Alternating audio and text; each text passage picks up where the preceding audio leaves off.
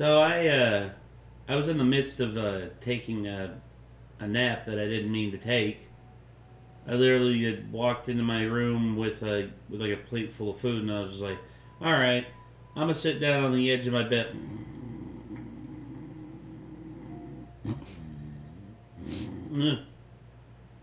All of a sudden, it's like an hour later, and I'm like, "Where'd the time go?"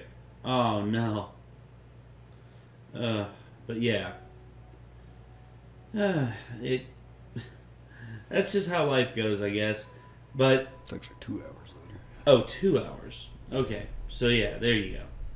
So yeah, I screwed myself on multiple fronts. So the reason why, and the reason why I'm telling you all this is because if I seem a little out of it, if I seem a little muted in terms of like my emotions and stuff like that, it's because Alien Romulus, I don't know, man. This one, it's being made by someone who I really respect and I really enjoy their work. But is it too late for the Alien franchise? I don't know. I mean, we haven't had a new Alien movie since Prometheus, so. Yeah. I pretend that Covenant doesn't exist. Yeah, that's his thing. And in all honesty, I just would like to tell... Covenant was a shitty fan film made by the original creator. I would like to tell Ridley Scott that while you are a talented director, my dude, you are not... there's no need for you to get an ego about it and feel like, oh, well, this is my franchise, so I decide where it goes and where it doesn't go. I was like, Neil Blomkamp, like me personally, cries in Neil Blomkamp. It's like, oh, all the potential, all the amazing things. Michael Biehn coming back. And, gosh.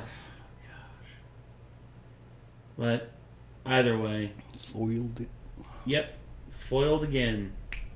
Curses, Ridley Scott. So, anyway, let me go ahead and get the trailer pulled up here. And I guess we'll see if this impresses us enough or not. So let's get into it. Here we go.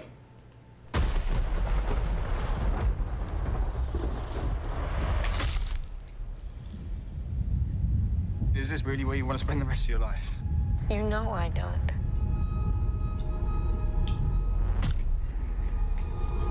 Then this is our only ticket out of here.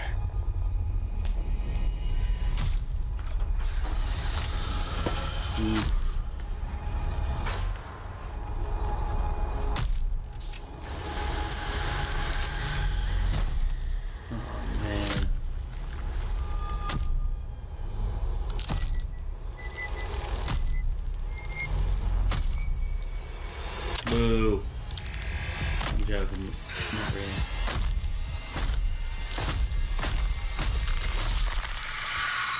Yeah. What's happening?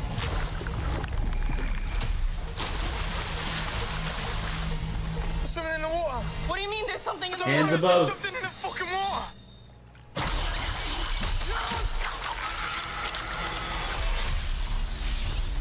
Nighty night. Fucking thing's hunting us. Open the door, come on.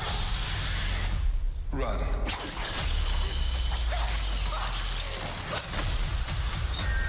Yeah.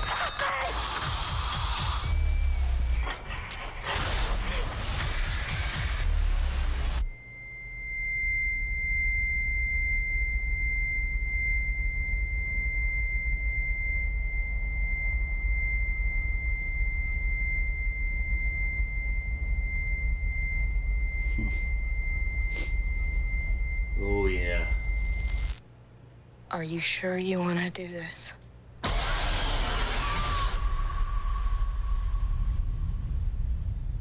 All right.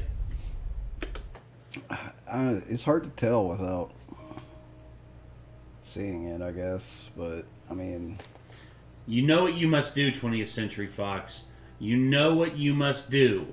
It doesn't really show me anything that I've not seen before. You know what I mean? Well, no, there are things in this that I am seeing, and I'm interested. Like, for instance, this shot here, 0G alien blood, like Xeno blood, in like 0G, having to avoid it and having to like get around it. Yeah. Also, just I'll say this. So that looks like a scene that's like really inspired by like Dead Space. Yeah. Like it's 0G scenes, Yes. But like a lot of the rest of it just kind of looks like, the same stuff we've already seen. Well, the corridor stuff here, this is very much just like... I like this scene with the water because this reminds me of like a movie with the red lights and stuff. Yes. Like, it seems like a movie experience I would have seen back in like, 2008 or 2009. Yeah. That I probably would have been having a pretty good time with, I guess. And, yeah... Number one way to guard against like the Xeno face huggers, just like this. Even then, there's no guarantee that it'll save you, but I'm not even sure if that would work or not. Well, Ripley, Ripley was able to hold it off. Yeah. Because in the Aliens, the whole thing though is usually that people are going in not knowing what they're walking into with this kind of thing. Well, yeah, no, and you see, that's what made Aliens such a great film, is that even with Ripley giving all of the information that she had, all of the things that she could muster, it was still not enough. Mm-hmm. And even though it's like all of the soldiers just like were, Mr. Biggity Badass and just like no caring or anything like that, it's like even with all the information and every advantage that they could imagine, it's like, nah, y'all are still like, y'all are still screwed. They're against something that's higher on the food chain in every way, basically. Basically, yeah. And like you're saying here, like, oh yeah, that right there. We've never seen like we've seen the face hugger like reveal that and everything, but we've never seen like it like actually violating someone's mouth. Yeah. And then, of course, the spindly fingers. So that's the whole thing with why the face huggers are creepy, is it's essentially it's an assault, like a sexual assault thing. That's actually like one of the primary reasons why it's so viscerally uncomfortable. Not just for women, but men as well. Is that it's like it's literally like you're being violated, like part of your body like that is being violated, and there's nothing you can do to stop it. That's what you're being forcefully impregnated, and even it can even happen to dudes. So yeah, like it's basically made something that would be normally only scary to women scary to everybody. So exactly, and these classic corridor runs here that you're seeing, obvious tributes to the original. Obvious tributes to like these set designs, like so reminiscent of the Nostromo. Yeah, and that's the whole thing. Is like I like those designs and everything, but I would like to see new takes on those designs instead of just copy paste. Yeah, and right here, this we're seeing all the in space. No one can hear you scream. And looks like they might be doing a practical alien. And I am very much for that. Obviously, I think the face hugger was CG when it was jumping there, but it didn't look bad. No. That looks pretty crazy right there. Yeah. I guarantee you what's going on is that they've been called to like this space station to like help bring it back out of like something bad's happened to it. Basically, a very similar scenario to Dead Space and the the deteriorating like what's the word? This gives a lot of vibes to me of someone who is both a fan of Alien and has played Dead Space. Yes. And then they wanted to bring some of their favorite things about Dead Space that the Alien movies didn't have before into Alien. Mm-hmm. Which is pretty cool. Altitude. Overall, it's just like I'm just cautiously optimistic about it. I hear you. Well, the deteriorating altitude. That's that like their deteriorating orbit around like the planet that they're going around, and the crew's up there to like try and restore it, and they run into aliens and shit. Yeah. Because this right here, this is an asteroid coming into the bay, and then the zero gravity, the catacombs, and then right there, you know. I wonder what was up with that scene, like with the eyes rolling back. I don't know. Oh, I know. He's an android. Artificial person. Could be. Like that's, as Bishop would put it. I prefer the term artificial person myself. Yeah, if that scene right there is anything to spoil what happens, then it looks like they fail at keeping the space station from crashing. Well, I would say to a certain extent, yes, but at the same time, this right here, I think could be... I know what that is. That's the rings. That's the rings of the planet that they're going around. Because the planet is still, like, in the distance, but what are, like, the rings of this planet? Yeah, it looks like it's made out of ice. Yeah, mostly, like things of ice that have all, like, collected and have planed out. That could just be, like, a vision the android's having of what it's going to look like if they don't fix things to you. Yeah.